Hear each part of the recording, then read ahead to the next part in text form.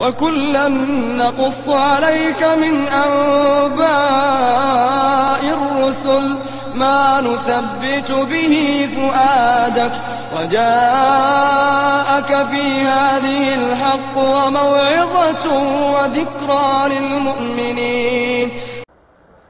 Okay, Bismillahirrahmanirrahim. I all the day, yesterday and today I've been teaching about Aqida, but I think the whole purpose of Iman and the Aqida and also all the actions really are for one purpose, to make you connected with Allah subhanahu wa ta'ala. Because everything created, you can't, but when you come to the Creator, you get so much favor, nothing from anywhere else really. The whole purpose of the Quran, whole purpose of Sunnah, and whole purpose of messengers actually is that you become connected with Allah, the Creator, and then you get everything. That's why I really don't like to study Aqida. Aqida makes you to discuss Allah subhanahu wa ta'ala, not to be connected with it. And that's why I don't like also Sufi. Because when you go to Sufi, you are not connected with Allah subhanahu wa ta'ala, you become connected with them. And Allah subhanahu wa ta'ala wants people to be connected with Him. And that actually said by one of the great poets of India. He said, Sufi ki tariqat mein faqat masti ahwal, mulla ki shariyat mein faqat masti guftar. If you go to Sufi, what you learn there is just dancing and music and poetry, nothing else. If you come to an alim and mullah, a scholar, what you learn there is just discussion and talking about Allah subhanahu wa ta'ala, nothing there. Nothing is there. That's what you learn. You get to madrasa, discussion and argument. You come to Sufi, what you learn there, just dancing and music and poetry, nothing there. This is not Allah subhanahu wa ta'ala's way. And that's why, another person, Khurad ne kah bhi diya la ilaha to kya hasil, dilo nigah Musalman nahi, to kuch bhi nahi. If your mind says la ilaha, you can't get anything unless your heart becomes believer. If heart is not a believer, your mind only become just philosopher and discussing about Allah subhanahu wa ta'ala, and it is not deep in your heart, you are not a believer. Nothing there. People actually should learn it really how things becomes deep in the heart.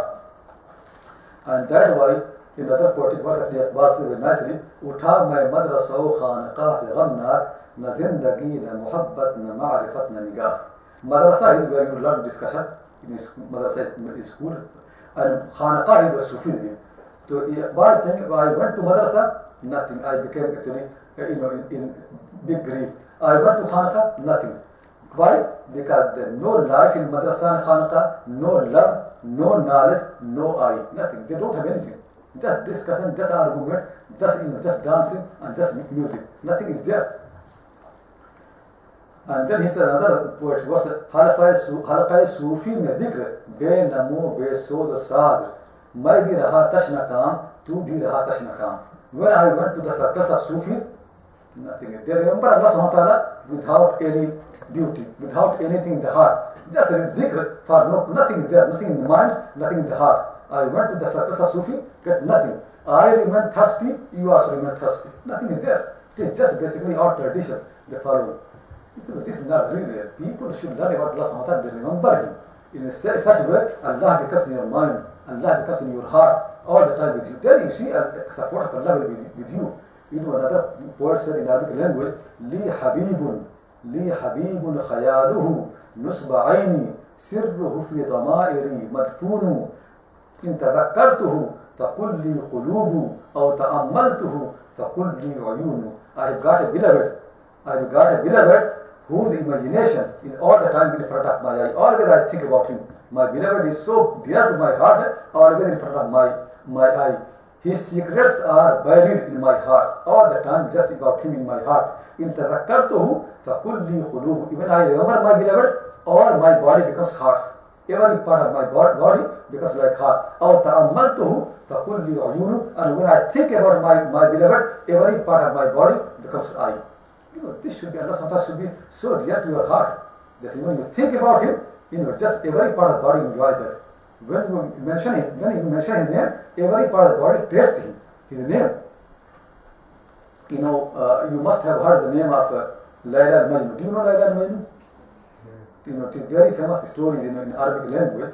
Then it became very popular in Persian and in Urdu language as well. So Layla and Qais both are from one of the famous tribes of Arabia, Banu Tamim.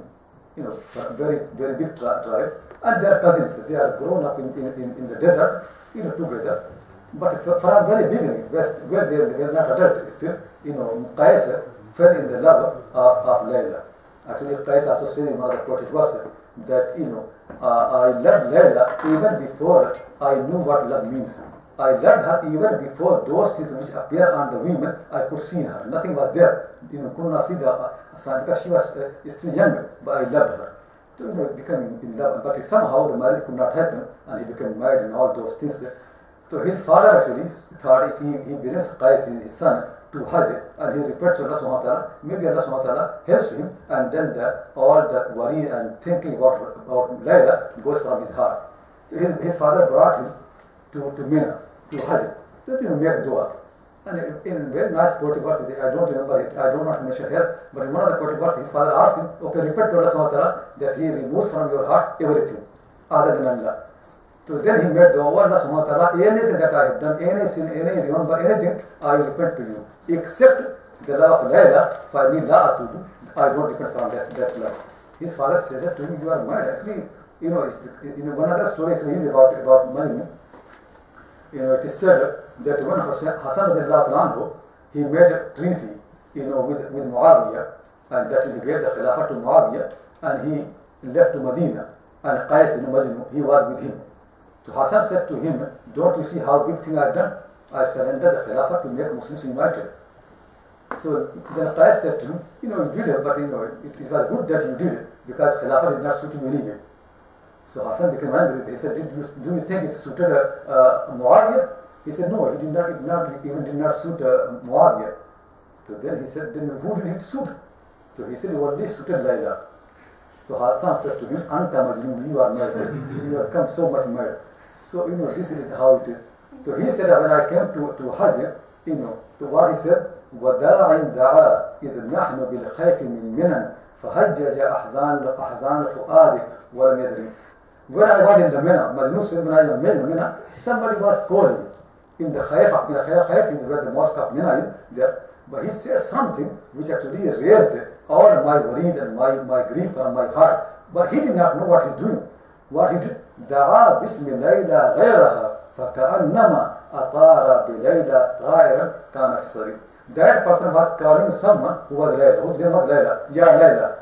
So he was calling his own Layla, but that name Layla reminded me of my Layla, and then all my griefs, they become fresh in my heart. إِذَا ذُكِرَتْ يَرْتَاحُ قَلْبِي لِذِكْرِهَا كَمَنْ تَفَضَ الْعُصْفُورَ مِنْ بَلَدِ الْقَطْرِ. Whenever Layla's name is mentioned, my heart becomes so happy, so pleased with that name. This is, he loves someone who is a human being. That's what a believer should be. That when Allah's name is mentioned, all the part of body actually enjoys that really. When people mention Allah's favor, it is something really reminds you of it.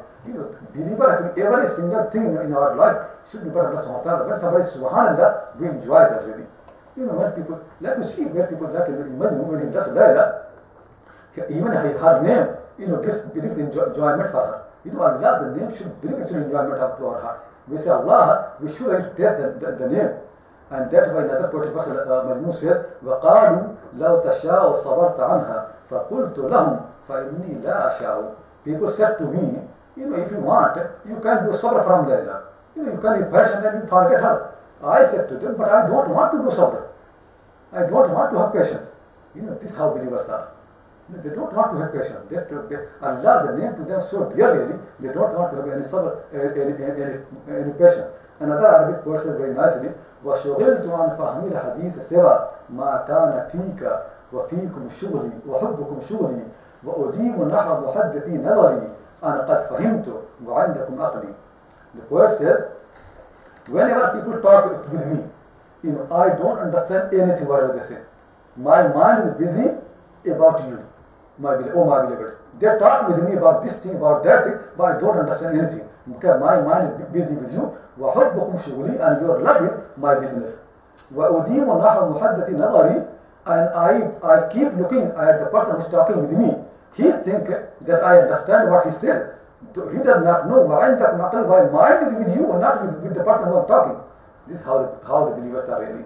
They talk with the people, mind is with Allah subhanahu wa ta'ala. They discuss everything, but their heart is somewhere else. Another poet said very nicely, أراني إذا صليت يممت نحوها أمامي وإن كان المصلى ورائيا. He loved someone, he loved a woman, so he said, I feel that when I pray, I pray in the direction of my beloved. She's in front of me, and I leave the mosque behind me. وما لي شراك ولكن حبها مكان الشجاع أعيت طبيب المداوية. I am not a mushrik. Don't think that I am mushrik, that I leave the Qibla and I pray in the direction of this woman. I am not a mushrik. But the problem is that my grief and her love actually has become so deep in my heart that no doctor and no tabib can cure me. It is beyond cure. أصلي فما أدري إذا ما ذكرتها أتنتين صليت الضحى أم ثمانية. He said, I pray, but I don't know when I remember her. When I remember my beloved, I don't know whether I prayed the prayer 2 rakah or 8 rakah. I don't remember anything. وما جئتها أبغي شفاعي بنظرة فأبصرتها إلا إن صرفت بداعية. And he said, whenever I came to my beloved, to that I look at her, to then I become cured. I get some cure, some satisfaction by looking at her. Whenever I came to her, to look at her and get some satisfaction, I look at her, then my illness become more and more increased when I look at her. So this actually when people really remember Allah subhanahu wa ta'ala, they become like mad people, and that's why the ulama Sahaba used to say that remember Allah subhanahu wa ta'ala so much that people call you mad. And one thing that helps people for this purpose actually is getting up early in the morning. When everybody sleep, get up in the morning, remember Allah subhanahu wa ta'ala, do 2 rak'ah, do wudu, and with purity of the heart, read the Quran, and that is the time really when Allah subhanahu wa ta'ala really reveals himself to your heart.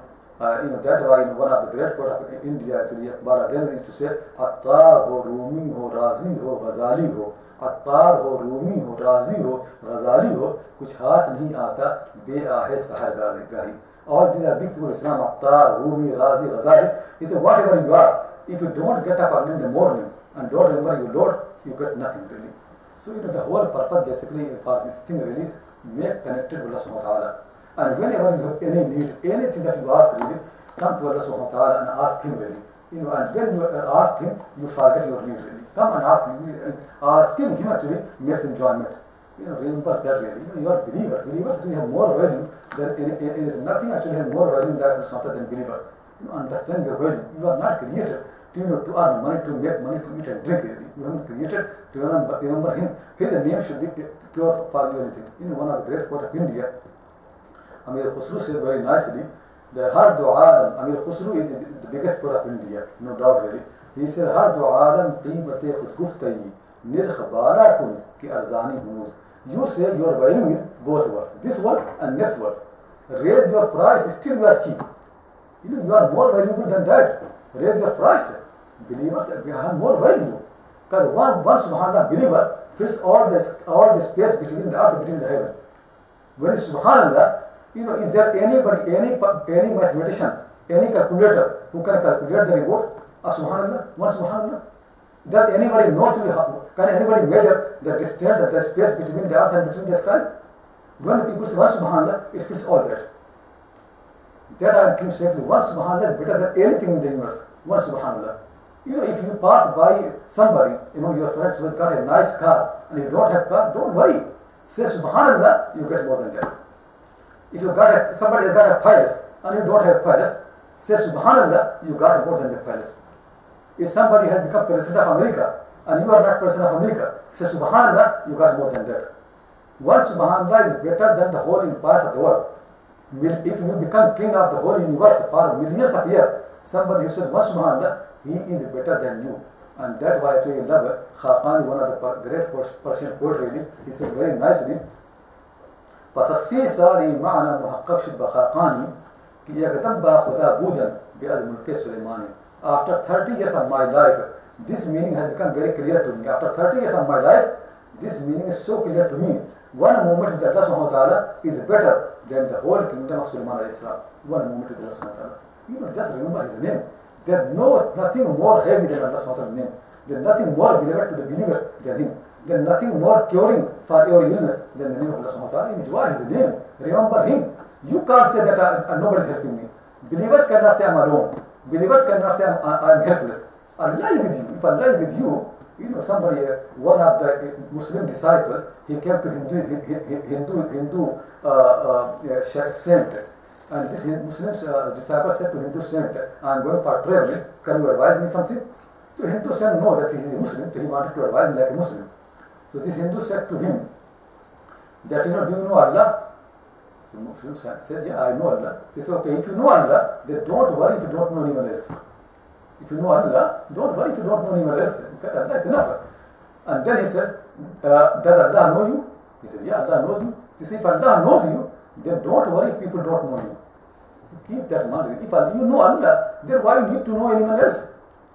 If Allah knows you, then why you need that anybody else knows you? They are not going to do anything more. If Allah subhanahu wa ta'ala wants to benefit you, nobody can harm you. If Allah wants to harm you, nobody can benefit you. If Allah subhanahu wa ta'ala wants to do anything to you, then nobody more powerful to do that good to you than Allah subhanahu wa ta'ala. Who has more power than him? Be connected with him. Make him your friend. Make him on your side, really. Once Allah subhanahu wa ta'ala with you, then you don't need anything. And that reminds me of the story of Mahmud Ghaznavi and his slave Ayaz. Mahmud Ghaznavi, the great conqueror of the world, basically his empire was the biggest at that time, and he had conquered half of India, more than that really. And a very, very rich person, very rich king. He has got many ministers and slaves. One of them is Ayaz. Ayaz was a slave. So Mahmud, he liked him very much. So all the ministers, they are in jealousy with Ayaz, and they said, Mahmud, why you love him more? We are so much clever people, and we love him more. So Mahmud wanted to show them how Ayaz is actually better than them. One day Mahmud said to all his ministers and slaves that I am very happy today. In my kingdom, anybody who puts his hand on anything, it becomes his. And then all the ministers, all the slaves, they become so happy, and they are running after the pearls and after the stones, after the gold treasures. They put hand on anything, it becomes there. Ayaz was there, and he put his hand on the shoulder of Mahmud. Mahmud said to Ayaz, everybody is running here to getting something. Why you are standing here? Go and put your hand on something, it becomes yours. Ayaz said, I have put my hand on the king. If king becomes mine, then everything is mine. People go to things. You go to the creator of things. If Allah becomes yours, then everything you for you. So Muslims actually never should say that we are alone, we are helpless. Don't be impressed by the power of America and the West and this. No, you have got the power of the one who created every power. Nobody has more power than Allah subhanahu wa ta'ala. Make Allah with you, then all universe belongs to you. We have got this religion so precious, really, nothing more precious than this religion. This religion makes actually next to Allah subhanahu wa ta'ala. And nothing actually, more important than that. To learn that, learn how to do ibadah, learn how to do prayer, learn how to do fasting, zakat and hajj and dhikr and the Quran, and you become near to Allah subhanahu wa ta'ala. And start here, inshallah. Wa akhiru da'wana alhamdulillah rabbil alameen. Sheikh, would you make a dua for us, inshallah, for the community and for the city? And then we'll finish, inshallah. We've got 10 minutes. Yeah, I'll make a dua, inshallah. Yeah, inshallah. But if there is other question in the last few minutes, ask them, we will make dua, inshallah. But understand this, don't make Aqida theology. Don't make Aqida discussion. Make this Aqida basically a way to make you nearer to your Lord. That's what you learn really. Very, very importantly. Make this thing how to become nearer to Allah subhanahu wa ta'ala. How you improve your ibadah. How you love him. You love him, he loves you. He's better than us. If you come to him one step, he comes to you 2 steps. If you come him walking, he comes to you running. That's how he is. Love him. If you love me, or maybe I don't like you, but if you love him, will it ever happen that he does not like you? No. If you love me, maybe I don't know that you love me, but if you love him, it is possible that he does not know you? No. Love him. Love someone really who knows how to benefit you. You love him, he loves you. And he never can be secret. Whatever your heart said, he knows before you know.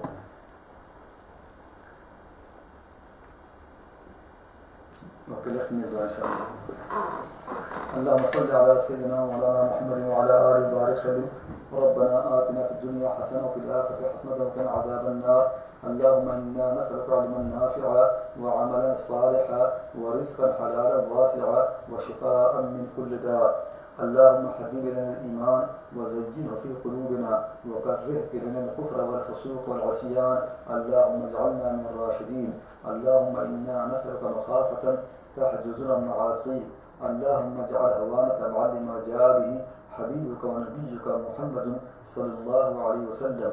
اللهم إنا نعوذ بك من الحول على القول ربنا آتنا في الدنيا حسنة وفي الآخرة حسنة وقنا عذاب النار.